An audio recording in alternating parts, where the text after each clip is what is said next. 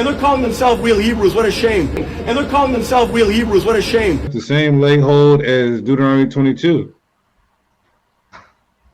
Could you read it for the audience though? Like, could you pull it up and read it in context? I'm just trying to make sense of that. To me, when I read it, it clearly is saying that his mother and father, they laid hold on him. They forcibly took him to the priest, and they judged him for acting up. So I don't see how you could make that correlation. And yes, the reason why I'm asking you this, because it's using the same exact wording in the next chapter, Deuteronomy 22 and say 28, right, where the man lays hold on the woman. There, it's clearly talking about he forcibly takes her. But a clear example of this also taking place is in the previous chapter when the mother and father laid hold on the son. Okay, so let me ask you this. Every time he comes on here, Deacon, he brings that up. It's okay. It's okay. You must like one of. No, he does, bro. No, we can't say that. We can't be saying that on here. Yeah. So let me ask you a question, though. Do you believe that it's lawful to grape? We're gonna put a G in front of it. Okay, let me respond.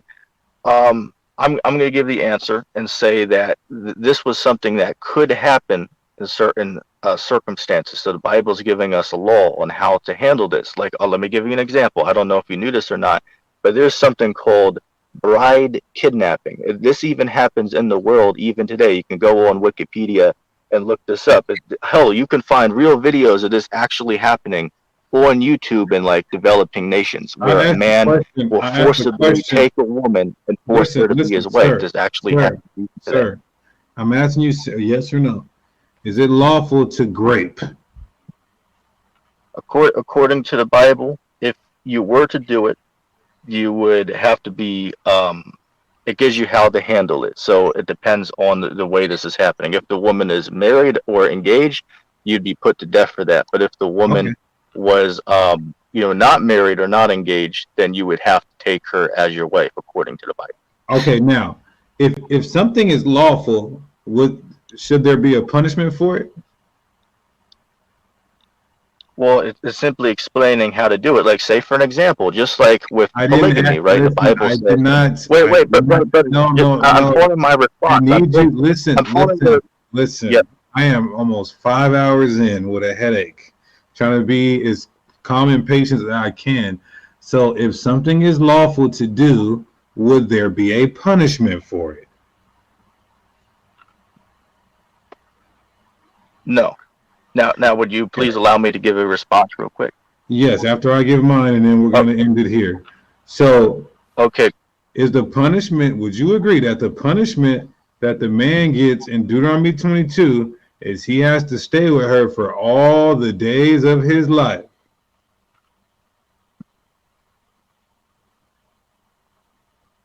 Have a good night. Yeah. Have a good night. Have a good night, sir. Have a bad night. That's how you cut somebody. I want to give all the praises and the honor to Yahweh Bahashem, Yahweh Shai Bahashem, Rucha HaKodash, and double honors to the elder apostles and the elder bishops of Great Millstone. Honors as well to you, brethren, you fellow believers and followers of this truth. And shalom to the elect.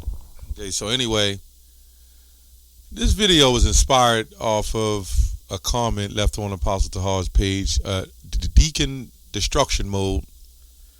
And I went to, I think it's almost a 5-hour video. I went to 4 hours in. And this guy from End Times Teachers, I believe, he was doing pretty good. And at the end, I guess he was trying to think of a way to say it where it didn't sound the way it would have said. But, the bottom line is just say it what it is and say it like it is, It's the best thing to do. And then you cover your tracks, right? Which, when you're dealing with the truth, you're not really covering anything. You're exposing everything else. So anyway, the Deacon Hakah of Deacon Destruction Mode asked him a couple of questions about, is it lawful, right? And the End Times Teacher, he did answer it the way he was supposed to, but then he got a little caught trying to think of another way. these guys are always, these brothers, I'm going to say it like that, of Deacon Destruction Mode Sakari, they're going to differ in doctrine, and this is why we don't sit there and deal with them on those kind of levels, because you're going to get the same thing, and they're going to try to pull other scriptures and other things to make it fit their narrative when it's clearly right in front of them what it is. And let's say it was unlawful. What is the penalty? He asked them what would be the penalty. Well, the penalty would be pay the damsel's father's 50 shekels of silver, right? Because women were property. And if you saw a damsel in the field, right? If you saw a damsel in general and you lay hold on her and took her, what would be the profit in it if you took this woman and then she was left out there to remarry again? She belonged to nobody. What would be now in the 25th verse, we're going to show you that it was different, where it was by force. Now, if she cried out, let me make sure I got it correct. If she cried out, then he would be put to death, right? But if she didn't cry out and she went with it, why? Because now she's damaged goods. That means she had it planned, or they was going to do it in general. See, at the end of the day, if there's a woman that belongs to another man and you lay with her, you pretty much, forced on her, man. Because according to property rights, she belonged to another man. That's why I said thou get a possession. So anyway, we're going to go into the scriptures to prove a lot of this. And the precepts. I believe Apostle Tahar did a video on Exodus 22 and 16. Is it the same? I looked at a lot of it, but I'm go into it as well. So let's go to Deuteronomy 22 and 28. And understand Deuteronomy 22 and 28, we're going to have to go to Deuteronomy 22 and 25 first. I think it's like Deuteronomy 22 and 22. Let's go to 25. If a man find a betrothed damsel in the field, and the man force her and lie with her, then the man only that lie with her shall die. But unto the damsel thou shalt do nothing. There is in the damsel no sin worthy of death. But see, even though that may have still happened, and you do nothing to the damsel, she has still been violated. And you kind of take that value. So it says, for as a man rises up against his neighbor and slayeth him, even so is this matter. This is where we go into the term, the mental aspect of it. And if she laid there when this man forced her and she was enjoying herself, then she would have been, damaged goods, as we say. For he found her in the field, and the betrothed damsel cried, and there was none to save her, right? So they look at this word that we see that's very controversial, and they can't get the Western culture part of it out of their mind.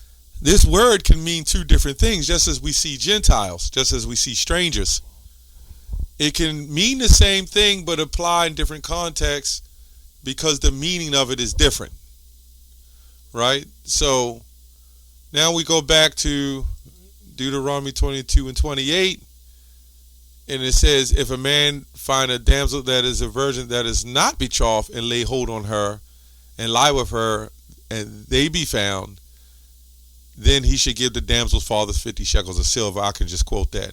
So we're going to go into the Strongs, right? The Strongs, and it says, if a man encounters a virgin who is not pledged to be married, it overpowers her, and with the R word, which it says here. So we see that overpowers her, right? It says he overpowered her to catch, handle, lay hold on her, and grab her up, and then takes her. We know the R word. Then then he shall give the damsel's father 50 shekels of silver.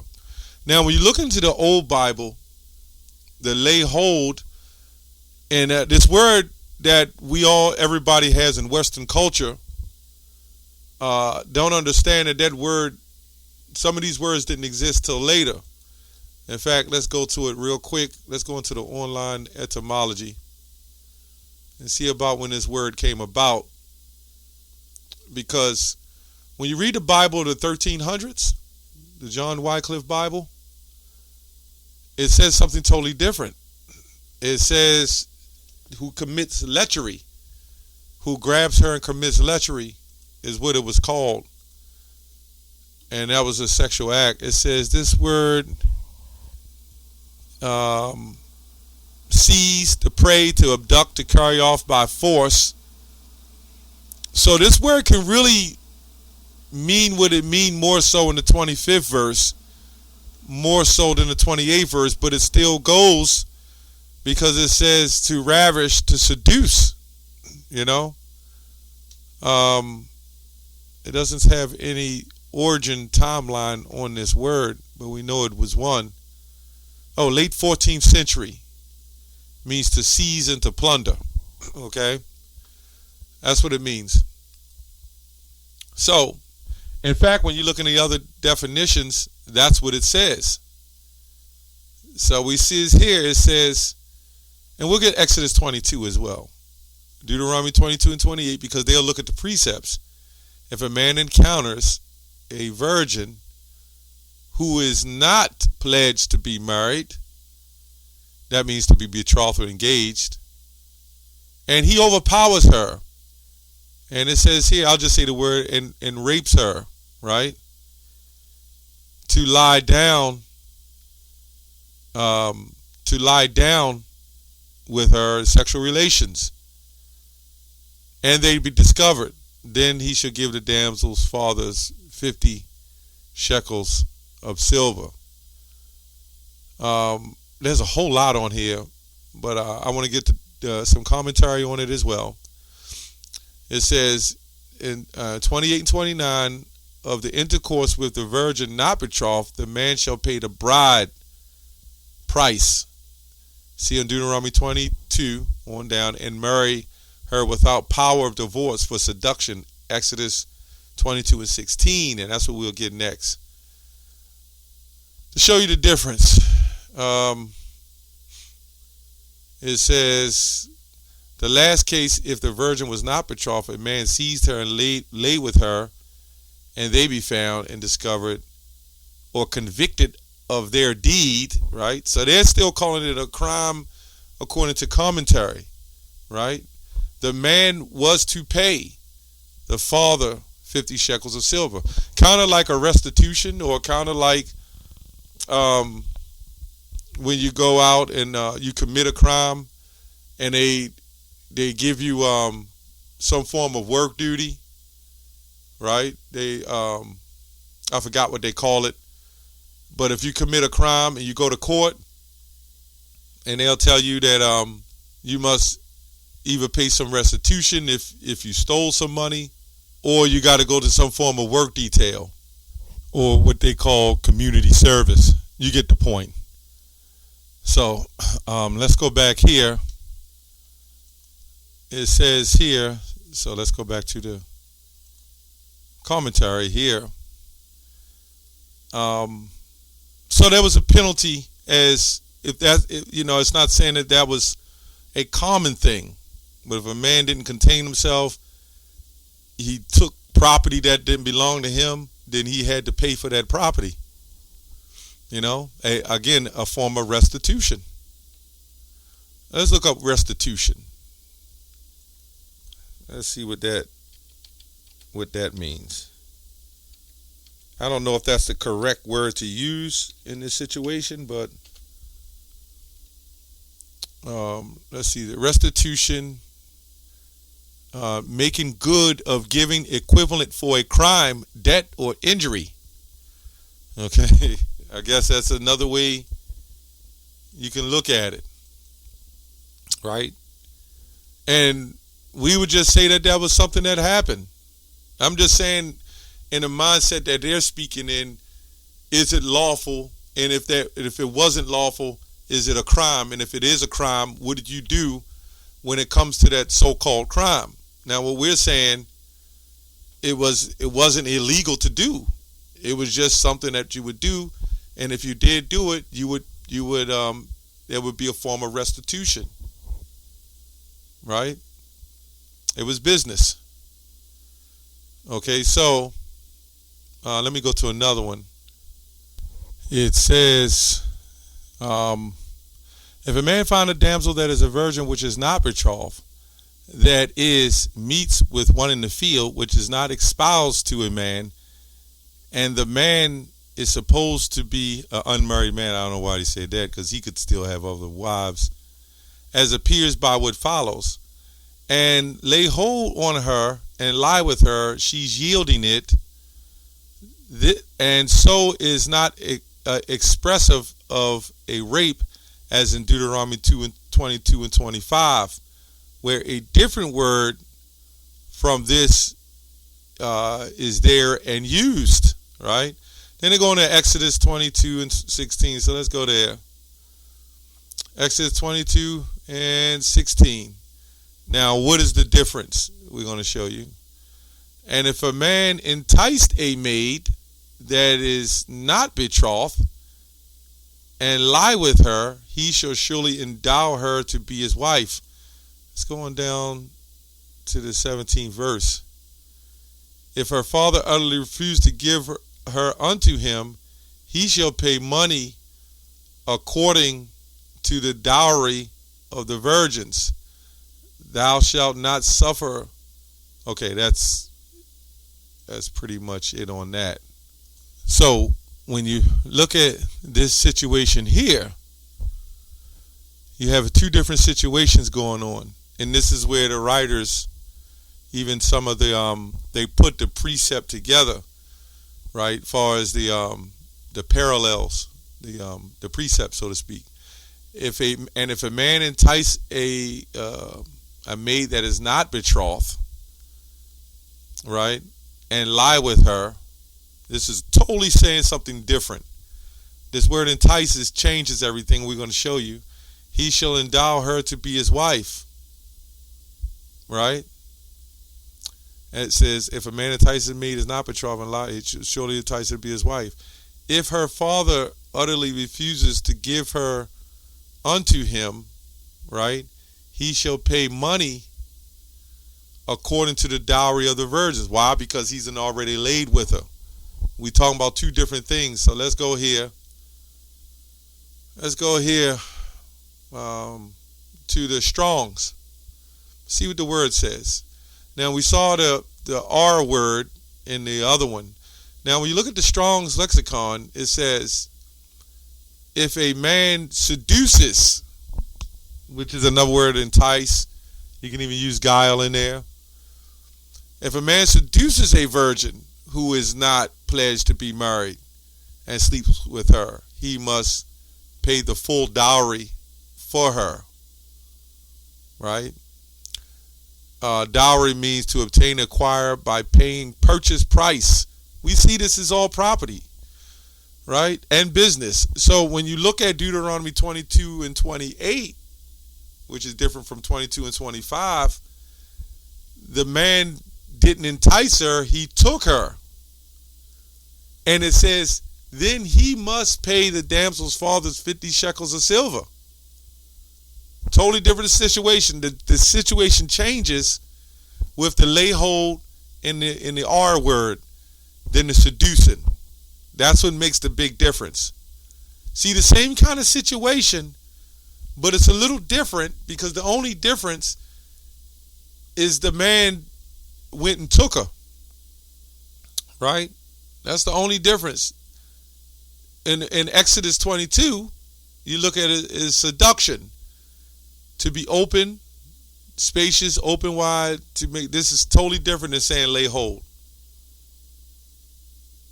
Now, also in this situation, she was succumbed to it. She was enticed by him. You know, just like when you go and you have a girl, I'm a little old school, and you would bring your, woman that you had to the father, and he would either agree with you, with her being with you or not. Right? It says to deceive and persuade, to be open-minded, to be naive, to enticed, to deceive. So another word for seduce is deception. Gullible, which means guile. That's what I said before. To be persuaded. That's the difference. That's the difference. And not every time you would have had the man that just laid with her, he would have tried to, just get with her. Right? But if he wanted a woman, and especially in that time, he would take the woman. The only difference was in Exodus 22, it was an enticement. And in Deuteronomy 22, it was a different scenario. He actually took it. And it clearly says two different things. Let's go back to Deuteronomy 22. And you can go to the other translations. Let's go to even the NIV. The NIV translation, what it says. If a man happens to meet a virgin who is not pledged to be married, and he takes her, or with the rapist her, ravish her, let me say that, and they are discovered, he shall pay the father 50 shekels of silver. He must marry the young woman, for he has violated her. He can never divorce her as long as he lives. A man is not to marry his father's wife. Okay, it goes on. So we can see the difference. We can see the big difference here. So the question is, with the end-time teacher, if he thought it to be unlawful, what would be the so-called penalty? I'm just saying, so-called. If that's the case, let's say it was unlawful and you looked at it as that. Well, the penalty would be you have to pay the damsel's father 50 shekels of silver. So how is that really a penalty, right? If you got Jake that's got money like that and able to take a woman and do that, it would still be beneficial to him. It would be beneficial to the woman because of business. That's the difference, right? That's the big difference. If it was now he did question, is it lawful? Is it unlawful? Right? And it doesn't necessarily say it was against the law. That's what they wanted to say. Okay? It was just provisions in hand that's what you did. It was a form of restitution that you had to pay if you did something like that. Anyway, that's all I have on that. Shalom.